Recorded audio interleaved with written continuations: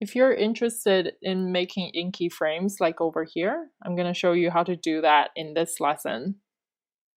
So first, say that you have your logo on its own layer, and then you want to create a separate layer for the frame. I've created a bunch of guides for you to use. I'm just going to demonstrate how to use them with one of the examples. So first, I want to save it to my iPad and then import it by clicking Actions, Add, Insert a Photo. It has already been imported over here, so I'm just gonna click on it. It is a square, so there's no stretching happening over here. I want to move it all the way down. And then I'm gonna make it a little bit bigger. Zoom out a tiny bit, and then keep repositioning.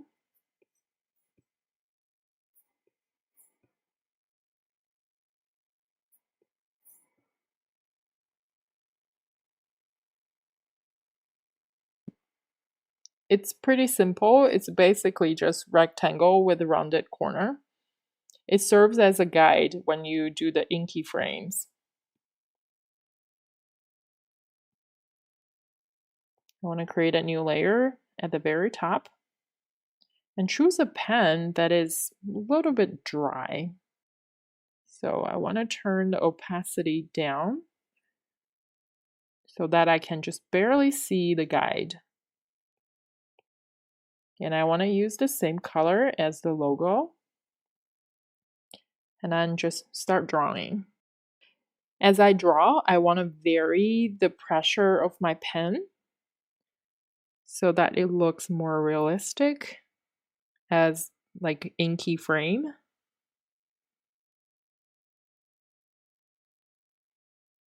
You can rotate it when it's needed. And then just keep working at it. You see this little texture? I really love it. It just gives my stamp more character.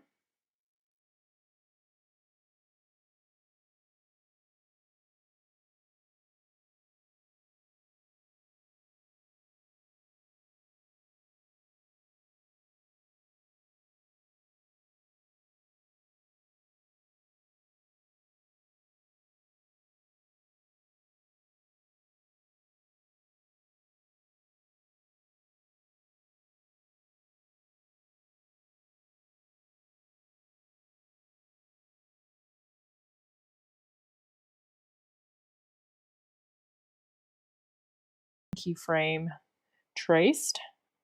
I don't need the guide layer anymore, so I can just turn it off. Actually, I can just delete it. And I can see the checkerboard pattern in the background. I'm just going to turn it off because I will merge my layers into one by clicking the top one and click merge down. Okay. Like how you made your brush from the previous lesson, I'm just going to do a quicker version of that. You want to turn on the alpha lock and then choose white color and fill the layer. Turn off the background color and save it as a PNG. Share PNG. Okay.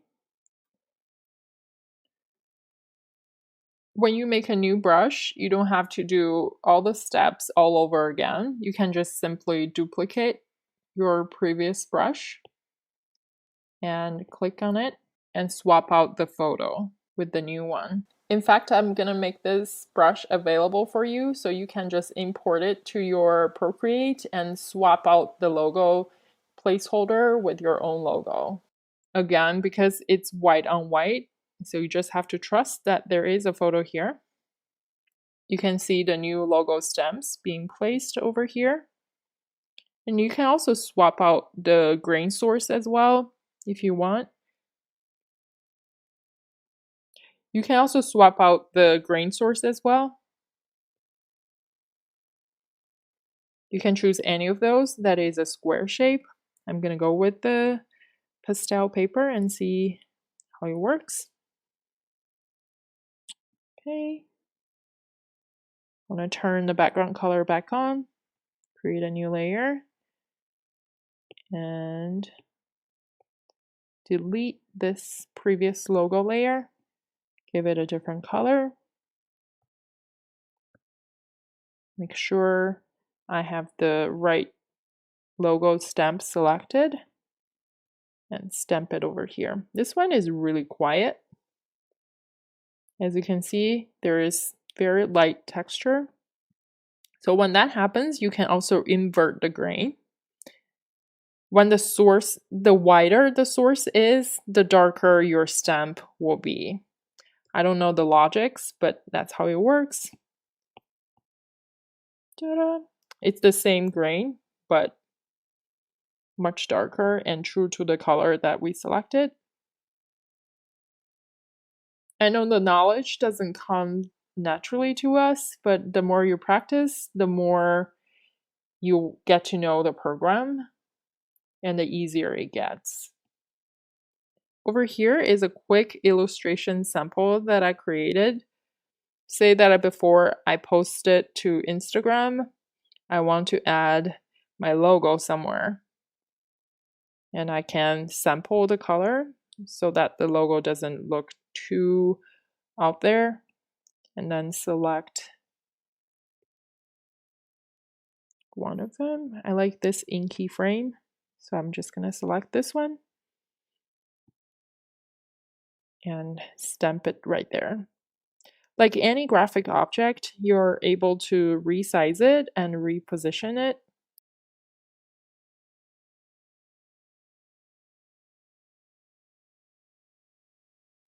I'm just going to resize it over here.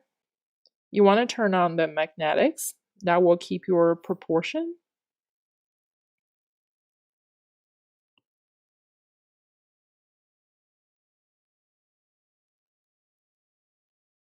Okay, this is fine. And you can also make it super quiet by placing it on top. You don't see it completely because it has the same color as the drawer. So I'm just gonna change the blending mode to multiply. It's a quieter version of the logo. It's really up to you, and you can even change the position or orientation.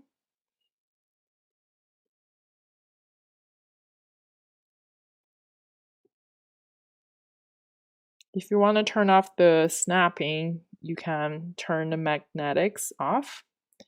That will take care of the snapping. And whenever you want to color the logo, you can lock it. You can alpha lock it first. And then select your new color. And then fill layer. There you go. I hope this can turn into a fun, natural part of your creative routine. So instead of taking your artwork somewhere else to add your logo, you can just do it right here on your iPad.